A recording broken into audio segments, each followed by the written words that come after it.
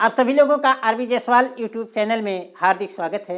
आज हम कक्षा 7 के गणित प्रकाश इकाई 3 के सांख्यिकी के अभ्यास 3A के पार्ट 4 के बारे में पढ़ेंगे, जिसमें कि हम अभ्यास 3A के सवाल नंबर 5 के आगे हल करेंगे।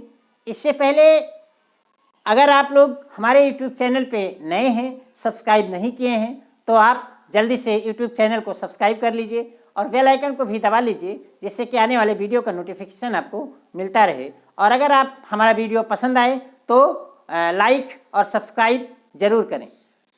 इस वीडियो के डिस्क्रिप्शन बॉक्स में आपको इसके पहले वाले अभ्यास 3A के पार्ट 1, पार्ट 2 और पार्ट 3 के यूट्यूब लिंक मिल जाएंगे, जिसे क्लिक करके आप इस अभ्यास के सारे प्रश्नों को आप देख सकते हैं। तो आइए अब हम चलते हैं सवाल नंबर 5 पे।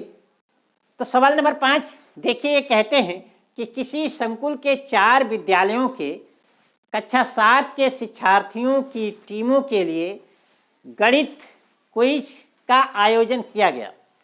उनके द्वारा प्राप्त अंकों के आधार पर पाई ग्राफ बनाइए। किसी संकुल मतलब न्याय पंचायत, किसी न्याय पंचायत के 4 विद्यालय में के कक्षा 7 के विद्यार्थियों के बीच में गणित क्विज का आयोजन किया गया और उसके आधार पर ये देखिए, विद्यालय ए ने 20 अंक प्राप्त किए, विद्यालय बी ने 25 अंक प्राप्त किए, विद्यालय सी ने 30 अंक प्राप्त किए और विद्यालय डी ने 15 अंक प्राप्त किया। ये चार्ट में दिया गया है और इसी के आधार मानकर इसी के आधार पर हमको एक पाई ग्राफ बनाना है। तो आइए पाई ग्राफ बनाना शुरू करते हैं। सबसे पहले पाई ग्राफ बनाने के लिए आपको ज़रूरी है कि जो एक वृत्त बनाना है और वृत्त का केंद्रीय कोण 360 डिग्री होता है, ये आप जानते हैं। तो वृत्त का केंद्रीय कोण आपका 360 डिग्री होता है, ये आपने लिख लिया। दूसरी बात इसमें देखिए कि सभी विद्यालयों द्वारा कुल कितने अंक प्राप्त किए गए हैं। सभी विद्यालयों द्वारा कुल कितने अंक प्राप्त किए गए हैं। तो हम पाते हैं कि ए ने 20 अंक प्राप्त किया, बी ने 25 अंक प्राप्त किया, सी ने 30 अंक प्राप्त किया, डी ने 15 अंक प्राप्त किया। और अगर हम सभी को जोड़ लेते हैं तो ये देखिए 90 अंक, यानी कुल मिला के सभी विद्यालयों के बच्चों द्वारा 90 अंक प्राप्त किया गया। अब हमको ये करना है कि देखिए इन्हीं 90 अंकों को पूरे वृत्त पे 360 डिग्री का जो होता है फैला देना है। तो अगर इस तरह से फैला दें तो हमें एक अंक के लिए कितना डिग्री कोण मिल जाएगा। बस यही इसका कॉन्सेप्ट है। अब देखिए कि अगर मान लीजिए कि 90 अंकों के लिए केंद्रीय कोण कितना हो गया 360 डिग्री, कुल अंक 90 है और कुल केंद्रीय कोण कितना है 360 है।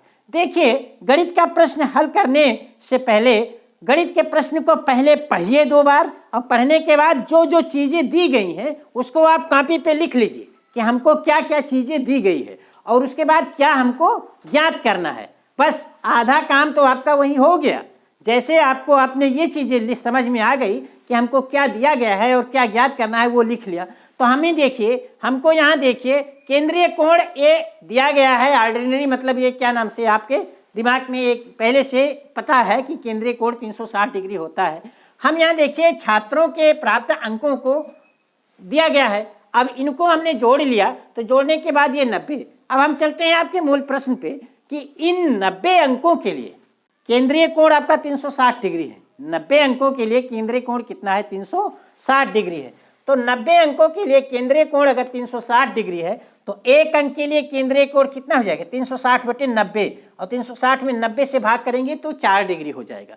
मतलब कि एक अंक के लिए 4 डिग्री केंद्रीय कोण बनेगा। वृत्तखंड में पाई ग्राफ में केंद्रीय कोण एक अंक के लिए 4 डिग्री बनेगा। अब देखिए कि ए को कई अंक मिला है 20 अंक।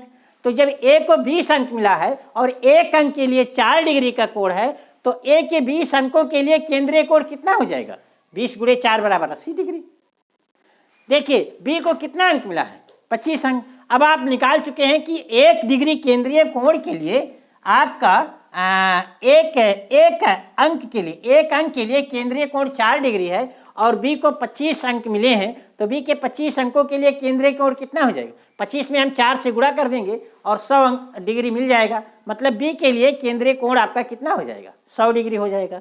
इसी प्रकार देखिए सी के 30 अंकों के लिए केंद्रीय कोण कितना हो जाएगा 30 में हम 4 से गुणा कर देंगे और 30 में 4 से गुणा कर देंगे तो 120 अंक हो जाएगा। और इसी प्रकार डी के लिए 15 अंक हैं तो डी के 15 अंकों के लिए केंद्रीय कोण कितना हो जाएगा? 15 में अगर 4 से गुणा कर देते हैं तो 60 डिग्री हो जाएगा। अब देखिए सभी के लिए केंद्रीय कोण मिल गया, सभी के लिए केंद्रीय कोण मिल गया। अब सभी के लिए केंद्रीय कोण मिल गया तो फट से आप लंगड़े प्रकार के उठाइए और एक आप वृत्त बनाइए, लंगड़ा प्रकार उठाइए और एक आप वृत्त बनाइए लंगड़ा प्रकार की सहायता से। उसके बाद में आप यहाँ से देखिए एक लाइन खींच के यहाँ से केंद्र से मिलाते हुए एक रेखा खींच देते हैं और एक 80 डिग्री की कोण आप चांदे की सहायता से बना सकते हैं। हमारे पास देखिए ये बड़ा सा चांदा है और ये बड़ा सा लंगड़ा प्रकार है, इसकी सहायता से हम यहाँ चित्र बनाते हैं। आपके पास जो प्रकार बक्स में प्लास्टिक की छोटी सी होती है कापी पर बनाने वाली, उससे बनाइए। तो कापी में बनाने के लिए देखिए आप चांदा रख कर यहाँ और 80 डिग्री का कोण आप यहाँ बना सकते हैं। और 80 डिग्री कोण बनाने के बाद देखिए बी के लिए हमने 100 डिग्री का कोण बना दिया। उसके बाद देखिए 120 डिग्री का कोण इसके साथ बना दिया और ये जो बचा ये 60 डिग्री का कोण हो गया। कुल मिला के आसानी से बनाने के लिए धीरे से अगर एक लाइन खींच दिया हमने तो देखिए 180 ऊपर हो गया, 180 नीचे हो गया। यहाँ 80 डिग्री का कोण बनाया तो अपने आप ये 100 डिग्री हो गया। यहाँ देखिए 60 डिग्री का कोण इसके साथ बनाया तो ये 120 डिग्री का कोण बन गया। तो इस प्रकार से ये चित्र आपका बन गया और यही आपका पाई ग्राफ हो गया, यही आपका उत्तर। देखिए सवाल नंबर 6 और इस अभ्यास का अंतिम सवाल भी है ये कहते हैं कि टेलीविज़न के विभिन्न ब्रांडों को क्रय करने वाले ग्राहकों की संख्या निम्नवत है।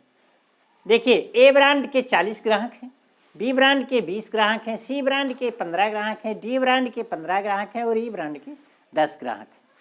आंकड़ों को पाई ग्राफ द्वारा प्रदर्शित कीजिए। तो देखिए टेलीविज़न के ABCD 5 ब्रांड हैं जिनके ग्राहकों की संख्या ये दी गई है 40, 20, 15, 15 और 30 और इसी की मदद से आपको पाई ग्राफ बनाना है। तो पाई ग्राफ बनाने के लिए सबसे ज़रूरी है कि एक वृत्त का आप केंद्रीय कोण वो 360 डिग्री होता है, आप जानते हैं। तो एक वृत्त आपने बना लिया और जिसका केंद्रीय कोण 360 डिग्री आपको पता है। अब देखिए कि यहाँ से आप निकालिए कि कुल कितने ग्राहक हैं, कुल कितने ग्राहक हैं, मतलब सभी ब्रांडों को मिलाकर कुल कितने ग्राहक हैं टेलीविज़न खरीदने वाले।